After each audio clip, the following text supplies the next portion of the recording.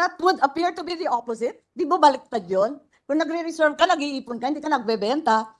Can we be enlightened on the rationale Para of the makakuha ng BNP? cash reserve Selling na its binibenta old nila. holdings. Nagbebenta para sa cash reserve. Pero kasasabi lang, meron tayong 1.2 trillion to fund the rest. Ang malaking tanong dyan nagbenta tayo ng gold. Saan napunta yung pera na yan? Bakit ibinenta? Saan ba gagamitin yung pera na ibinenta natin? Yan ang malaking tanong ngayon. Narito ang Balitang Pinoy TV.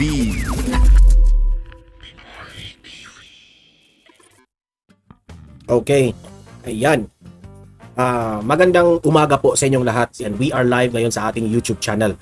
At pag-usapan natin itong at panoorin natin itong hearing kanina sa Senado. Okay? Maganda kasi yung hearing nila kasi pinag-usapan yung ang Pilipinas ay malaki pala ang ibinenta ng Pilipinas ng gold. Okay? Binuking ito ni Senator Imee Marcos. Okay? So dapat nating malaman ito bilang Pilipino. Kasi po, pera ito ng taong bayan, no? Ito ay pagmamay-ari ng taong bayan. Ito lahat. So maganda yung pinag-usapan nila, pati itong si Joel Villanueva, nabanggit nga yung flood control projects rin. Okay? So ano ba talaga? Sino ang nagbenta ng gold sa Pilipinas? Recto. May kinalaman ka ba dito? Nagtatanong lang po ang taong bayan. Nagbibenta po ba ng gold ang Pilipinas? Di ba dapat nga hindi tayo masyadong nagbibenta ng gold kasi malulugi yan, 'di ba? Alam naman natin ang gold medyo halos every year, kaya nga every month nag-uumento, 'di ba? Nag-i-increase yung price value ng gold. O bakit nagbibenta yan ang tanong? Bakit nagbibenta ng gold ang Pilipinas? So ito yung pinag-usapan ng Senado kanina na dapat nating pakinggan, okay? So i-play ko yung video na yan at makinig tayo at magre-react tayo para maiintindihan natin ano ba ang nangyari. Okay? So, bago ang lahat, bago natin ito pag-uusapan, help me po na i-like muna ha at i-share itong video na ito para guys, kakalat ito sa taong bayan. Okay? Sabay-sabay nating i-like muna at i-share itong video natin, Facebook at YouTube. 1, 2, 3, go! Okay? Like and share para maraming makalam. And also guys, paki-subscribe at paki-follow ito para lagi kayong updated sa mga balita na kagaya nito at ma-notify ang inyong mga cellphones kung meron tayong breaking news. Okay? So, kagaya nito, breaking news ito. So, sabay-sabay natin i-follow, i-subscribe, Facebook at YouTube. Ready? Follow, subscribe. 1, 2, 3, go! Ayan, thank you very much. So, without further ado, no? Panoorin natin diretso yung video kanina ng hearing ng Senado. Importante ito ito. Pakinggan natin ha. Ito yung video at sabay-sabay nating pakikinggan. Okay? Senator Villanueva, thank you, Senator Grace. Majority Leader. President, next to interpolate would be Senator Imee Marcos. Senator Imee Marcos, Super Ate is recognized. I consumisyon. Yes, thank you very much, Mr. President, and the good chairwoman of the Finance Committee of the Senate. My first query would be that given that inflation for October was recorded at 2.3, well within the desired 2.4 target band of the BSP, rice inflation nevertheless accelerated from 5.7 to 9.6 the previous month, despite the implementation of the lower rice tariffs from 35 to 15% August 2024. So, when will the NEDA board conduct its review of the rice tariff under the comprehensive tariff program for 2024 to 2028? Given that clearly the rice inflation, headline inflation continues at record pace. We're already at 15%. Ibabagsak pa natin sa zero po. Ayan. Nagsalita na si Senator Imee. Makinig kayo kasi dito yung pinag-usapan patungkol sa nagbibenta ng gold ang Pilipinas. Pasok.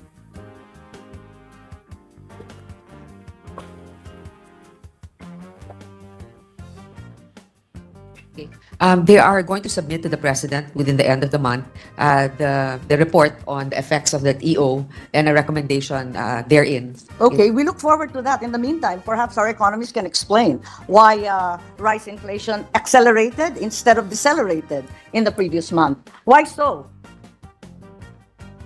We were promised the opposite. Dito mukhang na-shock itong si Grace po, no? Dito sa mga tanong ni Senator Imee. Kasi noong October of last year, we had a price cap. It was low. Nawerla is the best. So it's a basic plan. Tumataas talaga pag mag-holidays. Yung bigas na rush. Wala na po tayong ibabagsak. Nasa 15% na lang po.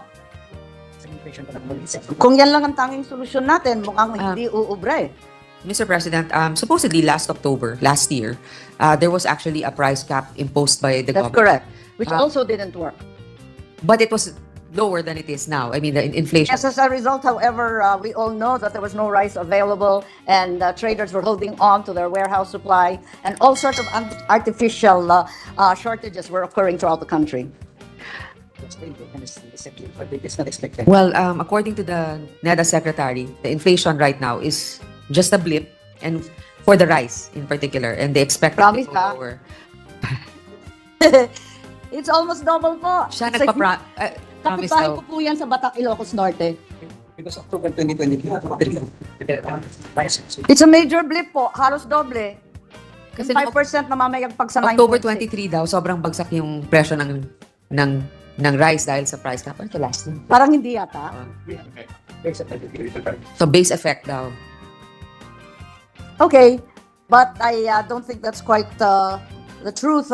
In the meantime, given that So hindi sila nagkaunawaan doon. Iba yung numbers ni Senator Imee, iba rin yun kay Grace po.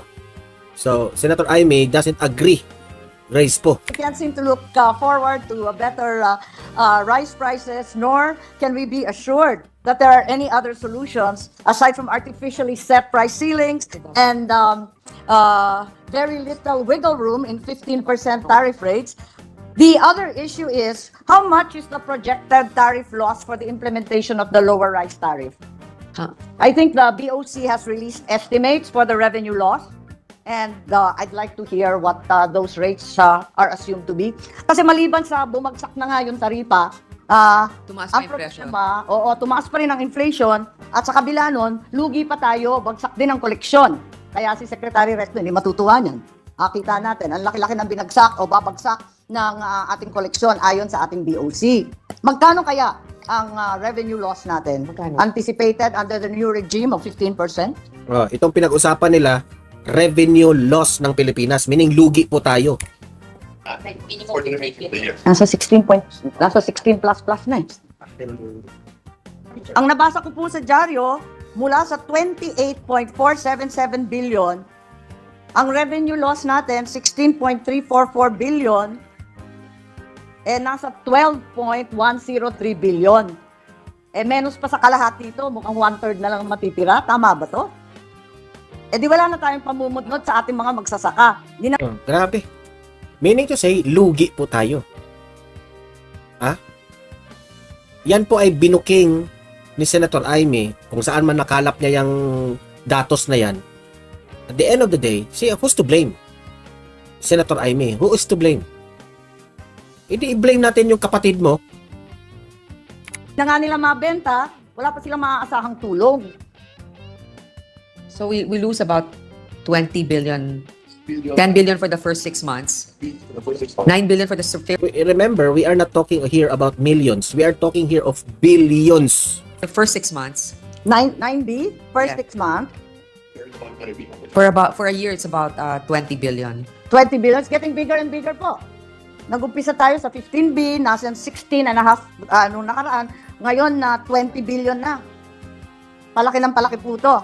So, ang balita ko, nangako naman si Secretary Recto na ipapasok sa GAA at yung kakulangan, siya na ang magpupuno. Tama po ba? Saan kukunin yan? Kasi, parang palipat-lipat lang tayo ng pera nito. So, is the consideration therefore, hindi umuubra yung rice tariff reduction. Pag tuloy-tuloy pa to at hindi bumabagsak ang presyo ng bigas, ang ibig sabihin ba yung ating economic Itong yung malaking tanong, bakit ang kapatid mo nagmamayabang nung panahon ng kampanya na siguraduhin niya na maging 20 pesos per kilo ang bigas? Kayo nga diyang mga senador, nahihirapan na kayong pag-solve dyan ng pag-increase ng presyo ng bigas. So meaning to say, nabudol tayo kay BBM dyan sa bigas na 20 pesos per kilo. Diba? Nasaan na yun? Budol pa rin tayo. managers ay itataas na naman ang taripa sa 35% to cover the projected revenue loss kasi hindi naman pwedeng gaan ng gaay ang pupuno sa 20 billion na kulang. Nevertheless, part of the ban is to appraisers. Sure that they pass on the Well, I guess the major plan is you need to talk to the traders to make sure that they pass on the benefits. Ang mahirap po, alam naman ng mga taga-Vietnam, taga-India at sa kung saan-saan na nangangailangan tayo ng bigas. Kaya nagtataas din sila ng presyo. Sinasamantala tayo. Nakikita natin, pinapayaman natin yung mga magsasaka sa ibang bansa samantalang kinakawawa yung magsasakang Pilipino. Tama po ba to? Hindi yan tama, Senator Imee. Sabihin mo yan sa kapatid mo dahil siya po yung nangako na may gagawin siya dito sa bigas na gusto niyang i-20 pesos per kilo. Nasaan ang kanyang idea? Akala ko ba magaling yung kapatid mo? Hindi ba ikukonsidera ng ating mga economic managers na itaas na muli sa 35% at mapuno yung projected revenue loss? part of the plan is what the briefings to be done. Puro tayo part of the Part plan. of the plan is also to encourage and to increase Kahit 1 milyong plano, plan. Kung hindi naman ninyo ginagawa, wala kayong political will, useless pa rin yan. more production. Parang hindi naman realidad yan. Nakita naman natin sunod-sunod ng bagyo, hindi pa tapos yung alphabet po. Marami pang letra. At tigit sa lahat, nakita natin ang presyo ng abono, ang presyo ng crudo, nagsisitaasan, double whammy po. Palagay ko, kinakailangan siguro mag-isip tayo kung ano pa yung plano. Kasi itong mga planong to, itong artificial price ceilings, pagkatapos itong mga taripa na wala nang ibababa, parang hindi nagwo-work. Kailangan siguro mag-isip pa. So, yun lang yung tanong ko. Sana may magandang balita, pero wala pa akong naririnig. In the meantime, can we be updated on the computed cash balance of the National Treasury? Can you verify that we ended, in fact, the year 2023 with the balance of 787.1 billion? Tama ba yung aking numero?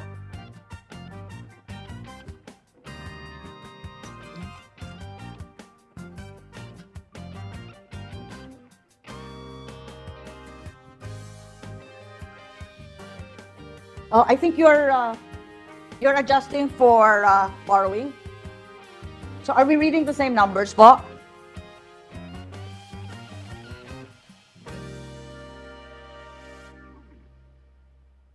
Nakaka-nervous po to. Hindi natin alam kung magkano yung pera natin. Kinakabahan ako, ba't natatagalan? Dapat simpleng-simpleng tanong yun. As of end 2023. Yeah, more or less you are correct, Mr. Chair, about 700 plus Yes, 787.1 billion with a net change in cash position of 505.8 billion brought about by a borrowing of 1.875 trillion against a deficit of 970.2 billion. Is it safe to assume that the Treasury still has at least 1.2 trillion to fund the rest of 2024? Parang tama yun, di ba? Arithmetic lang po.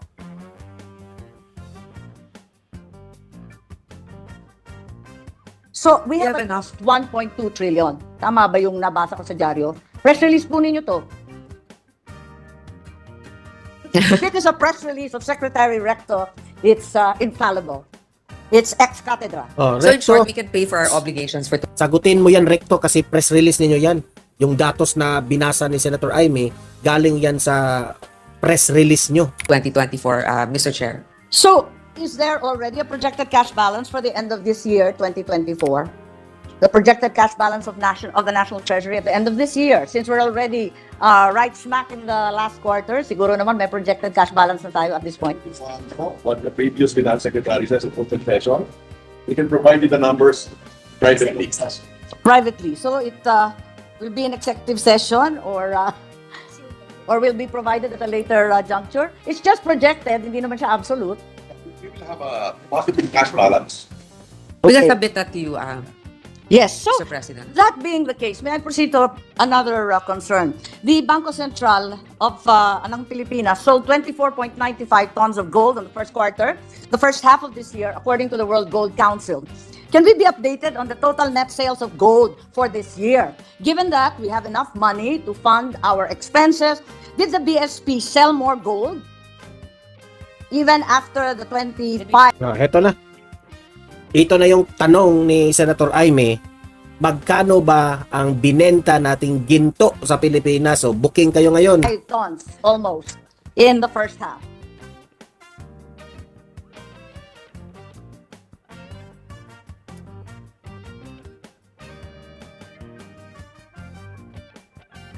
Nga, hindi na makapagsagot. Na binili natin. How much gold have you actually sold? Wait. First we buying. Patay tayo dyan. So far the total Yes, I'm. as Is of this the, July 2024 lang to, di ba? Ano to? 16 ano? Billion?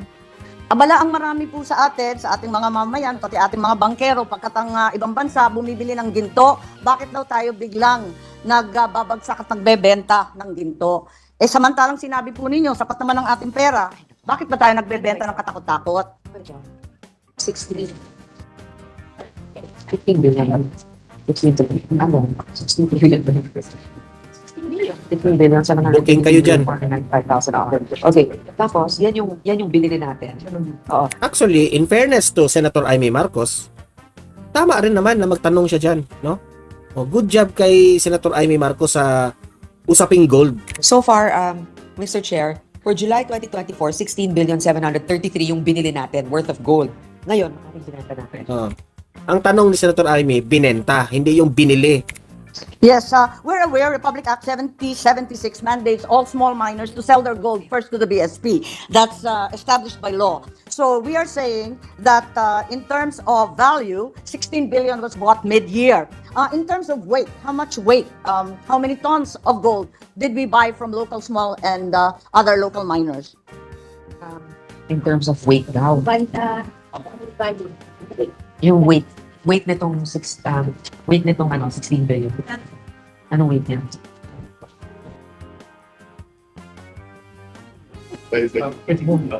Magkano ba yung price ng gold ngayon? Tapos i-divide na lang. Per kilo? Per Ang malaking tanong dyan nagbenta tayo ng gold. Saan napunta yung pera na yan? Bakit ibinenta? Saan ba gagamitin yung pera na ibinenta natin? Yan ang malaking tanong ngayon.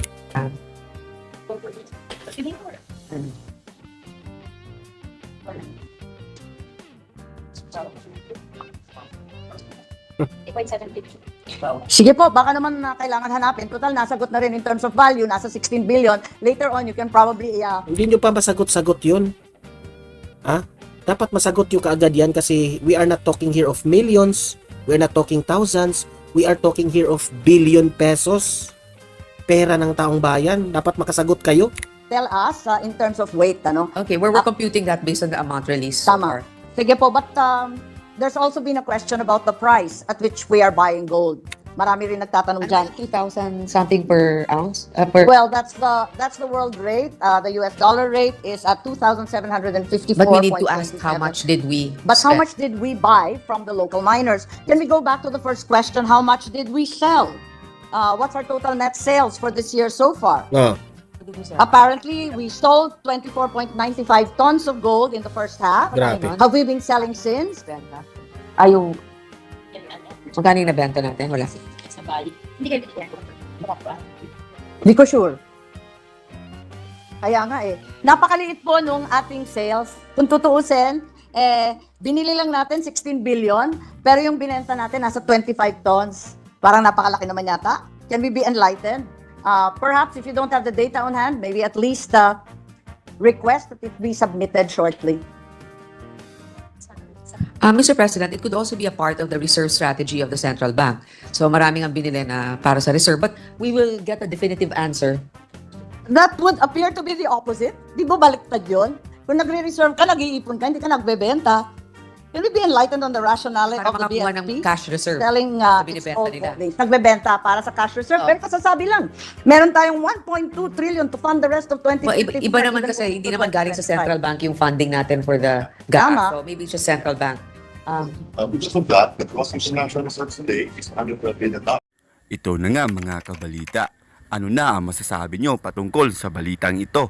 Please comment down below mga kabalita. Pag-usapan natin yan sa comment section. At kung di ka pa nakasubscribe sa ating channel, baka naman